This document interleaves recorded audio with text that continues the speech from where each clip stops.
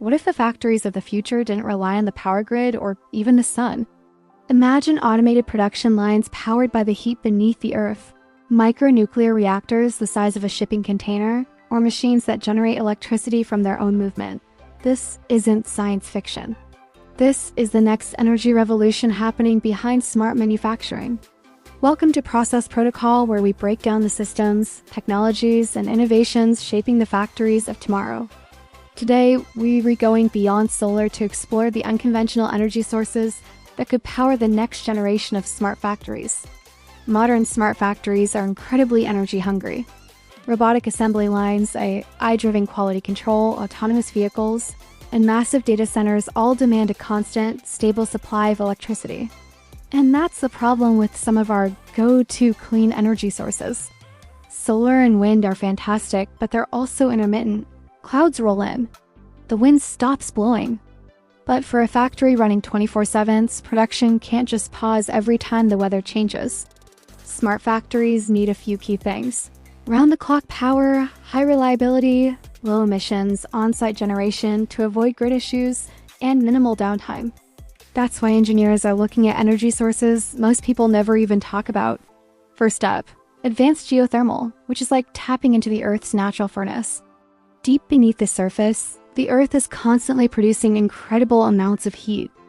Advanced geothermal systems drill several kilometers underground to access super hot rock layers. Water is pumped down, gets heated by the rocks, and returns to the surface as high-pressure steam. This steam then drives turbines to generate electricity. Unlike solar or wind, geothermal is constant, predictable, and completely independent of the weather. For smart factories, this means a stable baseload power source right on site. We're already seeing pilot projects where geothermal plants are built right next to industrial zones. They provide not just electricity, but also industrial heat for processes like metal forging, chemical production, and food processing. The result? Lower energy costs and near-zero carbon emissions. Now, let's talk about something that might sound a little intimidating: micronuclear reactors. When you hear nuclear, you probably picture those enormous, complex power plants that take decades to build. But a new generation of microreactors is completely changing the equation. These are compact, modular reactors, some so small they can fit inside a standard shipping container. They can produce anywhere from 1 to 20 megawatts of power and can run for years without ever needing to be refueled. Plus, they require minimal staff to operate. For a smart factory, a microreactor can mean 24/7 clean electricity and complete independence from the public grid. Imagine having stable energy prices locked in for decades. Some industrial zones are already exploring the idea of shared microreactors, creating a private power grid for an entire cluster of automated factories. It's like having your own personal power plant right next to the production line. But what if factories could generate power from their own activity? That's the fascinating idea behind kinetic energy harvesting. Think about it: every conveyor belt, every robotic arm, every moving vehicle in a factory produces motion. And motion can be converted into electricity. Engineers are developing new systems that can capture the braking energy from autonomous forklifts, convert the constant movement of conveyor belts into electrical power, and even harvest the energy from the vibrations of heavy machinery. Now, this won't power the entire factory, but it's perfect for powering smaller, critical components like sensors, IoT devices, monitoring systems, and wireless networks. In a highly automated environment, these microenergy systems can reduce the need for extensive wiring, cut down on energy waste, and boost overall efficiency. The factory literally starts to power itself, one movement at a time. Another powerful solution that's gaining traction is the hydrogen microgrid. Here's a simple breakdown of how it works.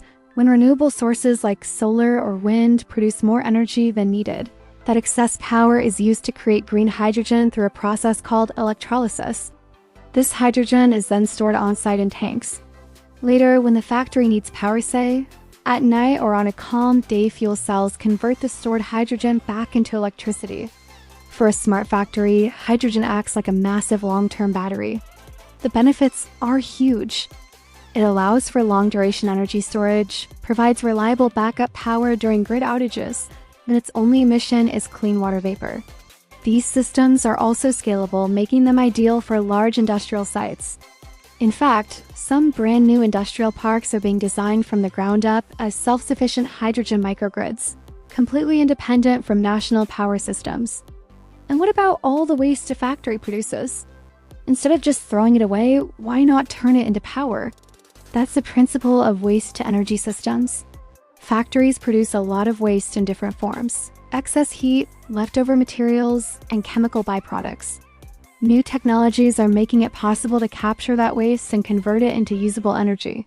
For example, systems can capture the intense heat from furnaces and use it to generate electricity. Organic waste from food processing can be converted into biogas to power generators. And some chemical byproducts can even be recycled into fuel. In some advanced smart factories, up to 30% of their total energy needs can be met through these internal waste recovery systems. This means lower energy bills, reduced emissions, higher efficiency, and less reliance on external power. The factory transforms into a closed-loop energy system where waste becomes a valuable resource. So, what's the ultimate goal of all this innovation? It's to create factories that are grid-independent, self-powered, highly efficient, and environmentally neutral. Instead of drawing power from distant, centralized plants, tomorrow's smart factories will generate their energy right on site.